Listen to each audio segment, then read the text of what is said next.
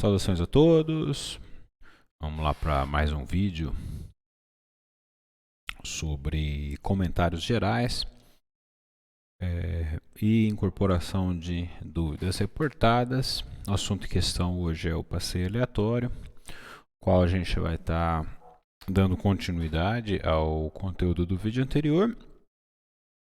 Aqueles comentários de sempre, não dê like, comenta lá no Classroom em caso de dúvidas. A motivação desse canal é puramente educacional e no momento de pandemia.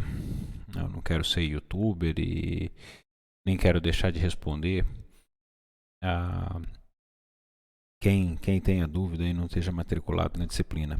E vale lembrar que esse PDF ele é mais um resumo, né? E que o assunto detalhado estará nas referências bibliográficas que são citadas, nesse caso o livro do Casquilho e Teixeira, Introdução à Física e Estatística. Minha versão é a primeira edição. E o livro do Reif. Bom, vamos lá. Aqui eu vou fazer uma passagem bem rápida, tendo em vista que a gente já discutiu esses pontos no vídeo anterior. Então, em relação ao que foi discutido lá, a gente está fazendo a abordagem mais simples possível, considerando um bêbado. Nós estamos analisando o passeio aleatório em uma dimensão.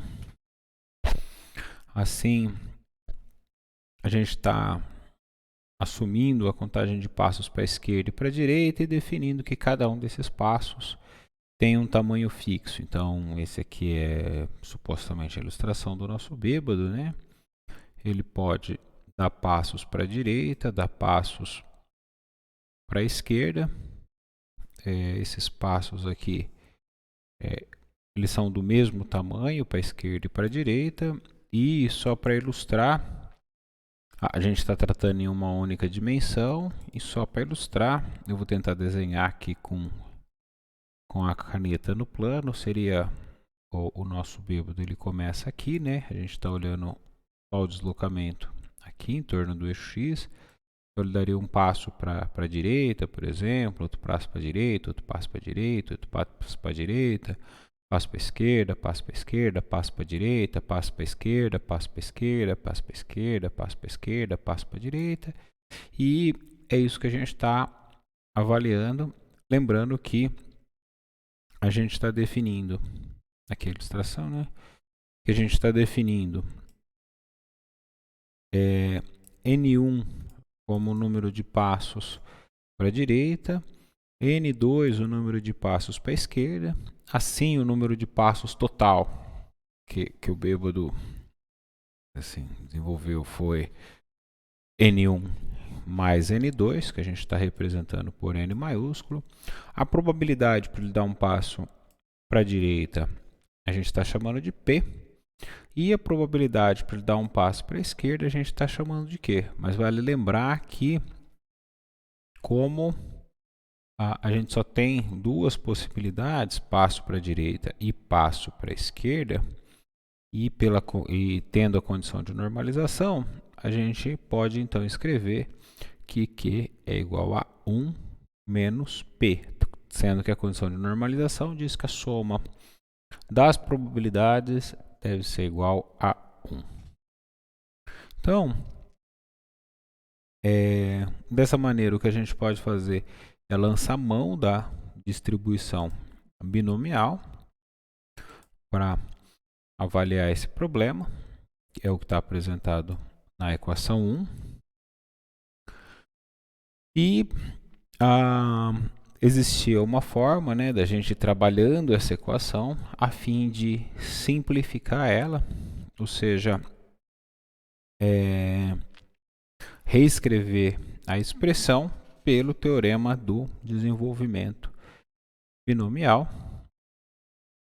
que está apresentado na equação 4, que nos levou a permitir o cálculo da média de passos para a direita, conforme apresentado na equação 8. Aqui eu estou bem rápido, porque como já está no vídeo de comentários anterior, não convém tomar o tempo de vocês duas vezes. Também, né, no vídeo anterior, eu deixei como tarefa essas demonstrações aqui, né, da equação 8 e da equação 9, dizendo que elas eram muito instrutivas e que para esse caso existia uma sacadinha na derivada, né? Que agora a gente precisava fazer a situação com n quadrado no lugar de, quer dizer, n1 ao quadrado no lugar de n1. Então aqui eu vou passar bastante rápido também, porque são simplesmente as contas, né? Abrindo as contas, e como todas as passagens estão sendo feitas, é esperado que o aluno não encontre dificuldade, que possa conferir o trabalho que ele fez. A única coisa que vale a pena comentar aqui, né, é que o Raif, quando ele vai fazer esse desenvolvimento, ele usa essa notação que está apresentada na equação 16, e essa equação, essa notação, ela pode ser um pouco, um tanto quanto, vamos dizer assim, estranha para alguns, né? Alguns poderiam pensar que isso aqui é simplesmente um p quadrado, aqui, alguma coisa desse tipo, que estaria incorreto. No fundo, o que a gente tem aqui é uma representação onde eu abri aqui, né? P derivada parcial em relação a P do P derivada parcial de P elevado a N1. Essa sacadinha aqui, né? E essa definição que está apresentado na equação 14. Então é suficiente, ou seja, é o truque, é a passagem que nos leva a poder concluir sobre a equação 17, e que, ao ser aplicado, né, aí tem toda a questão de fazer a operação. Então eu tentei ser o mais claro possível aqui, né, destacando em vermelho onde está sendo feita a substituição, a seguinte, destacando aqui então como que quem está sendo operado, né? Então aqui quem tiver, então todas as passagens, mas ainda se tiver alguma dúvida, fiquem à vontade para me perguntar, e se eu errei algum cálculo também, podem me perguntar. Acredito que está correto, mas todo humano está sujeito, né? A fim de conseguir chegar na equação 28, e depois pela variância, né, basta substituir os valores que a gente já tinha calculado anteriormente e encontrar a equação 32. E era o que ficou de tarefa aí, de passatempo para vocês. Bom, então o que eu vou fazer é seguir, e considerando que muitas vezes acaba não sendo interessante a gente ter a média de passos para a direita nessa caminhada, muitas vezes o que acaba sendo interessante é a gente calcular valores efetivos. Por exemplo, a gente pode ter como expectativa calcular o número médio, o deslocamento médio, vamos dizer assim, para a direita ou para a esquerda desse determinado indivíduo. Então, primeiro, como que a gente está definindo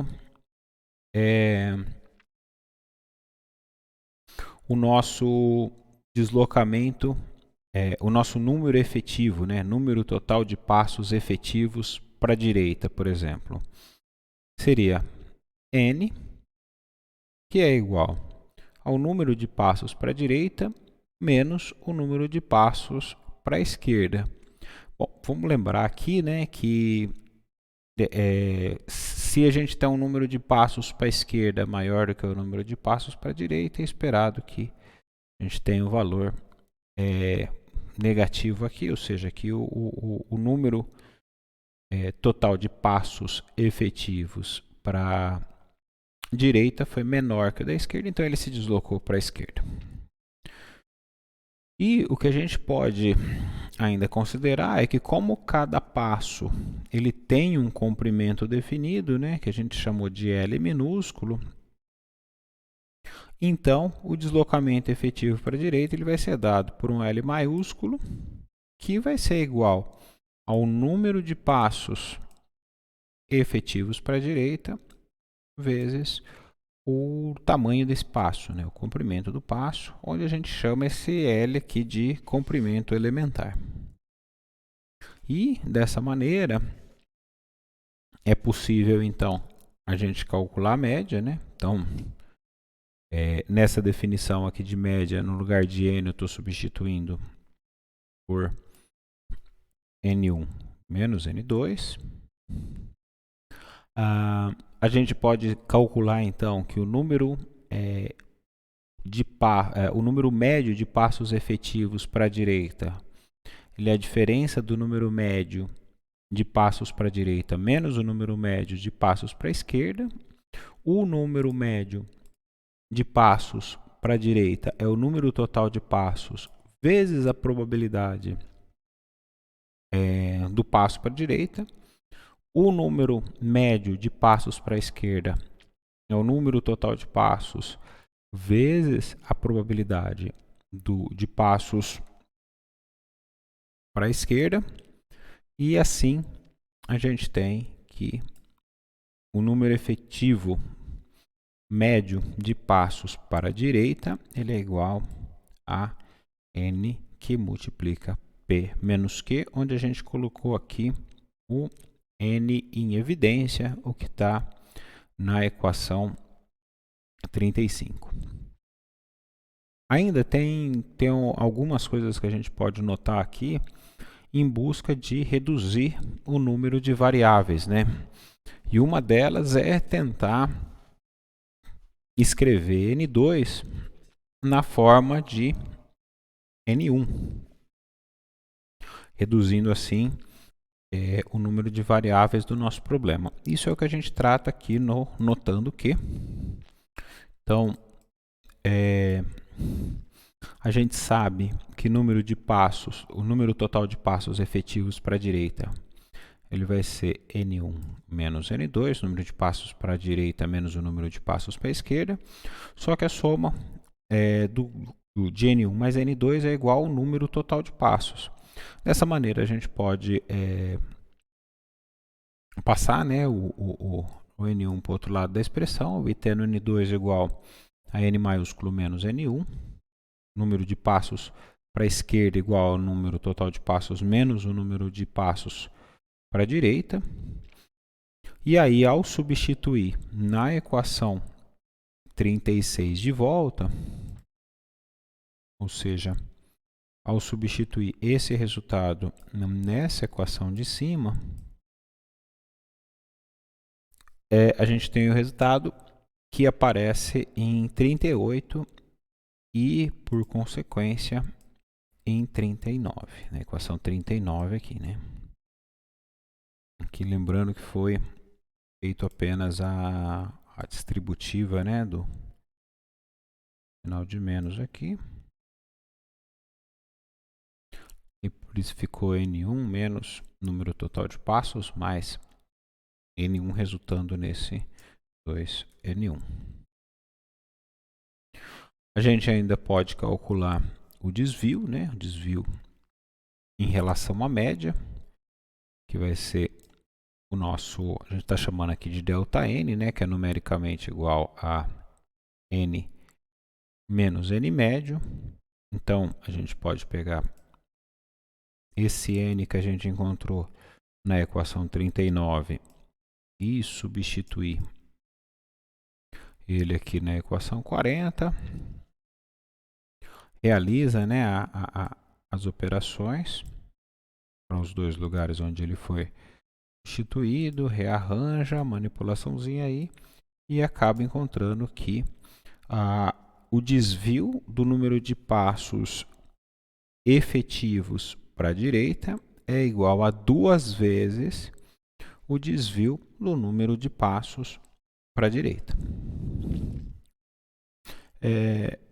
Ainda a gente pode calcular a variância, e a variância nesse caso a gente pode calcular ela diretamente, né, do desvio em relação à média, porque a gente falava que o desvio em relação à média era a raiz quadrada da variância. Então basta a gente calcular, né, para obter a variância, basta a gente calcular o valor quadrado, né? Então foi isso que a gente fez aqui. Então aqui está a definição de variância e aqui na final da equação 43, o que a gente fez foi obter o resultado de 42. Só substituição, calcula, substitui, calcula, substitui. Então aqui a hora que a gente aplica o quadrado, a gente vai acabar tendo 4 vezes, né? Ou aplica aqui e aplica aqui. O desvio de passos para a direita ao quadrado. E então a gente pode retornar delta N1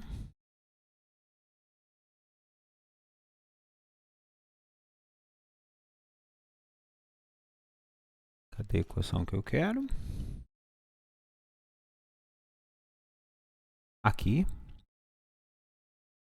a gente pode retornar aqui nessa expressão, efetuar a substituição com os devidos quadrados, a fim de ter o cálculo aqui, né, o valor desejado da variância.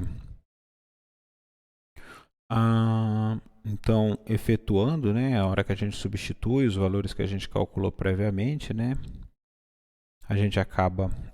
desculpa. Vou pegar retângulo aqui que é mais fácil de visualizar. Então, substituindo o valor de N1, ou seja, o número ao quadrado de passos à direita médio, vamos dizer assim, e o número médio, a gente consegue, aí depois é só substituição, né? Partindo da equação 44 e realizando as substituições, a gente consegue alcançar a equação 49, que nos dá o valor desejado para a variância. E ainda a gente pode tomar, né, a definição desse L maiúsculo, que a gente chamou de deslocamento efetivo para a direita, a fim de não calcular o número o número total de passos que foi dado, mas quanto que esse bêbado se deslocou à direita. Ou seja, nesse caso, a gente vai usar a definição lá de cima, né?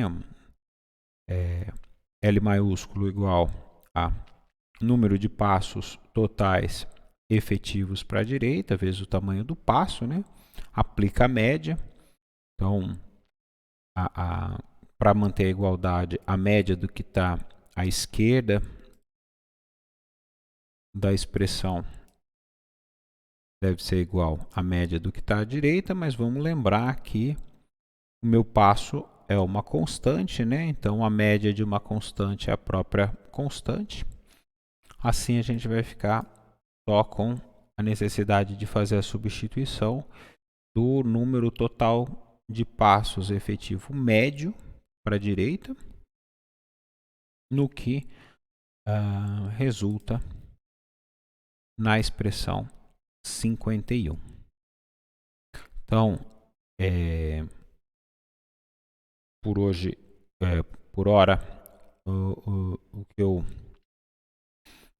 queria discutir era isso, e aproveitando para sugerir como atividade que vocês façam os cálculos, né? Atividade, tarefa, é um passatempo muito bom, muito legal fazer, é avaliar agora esses valores médios, né?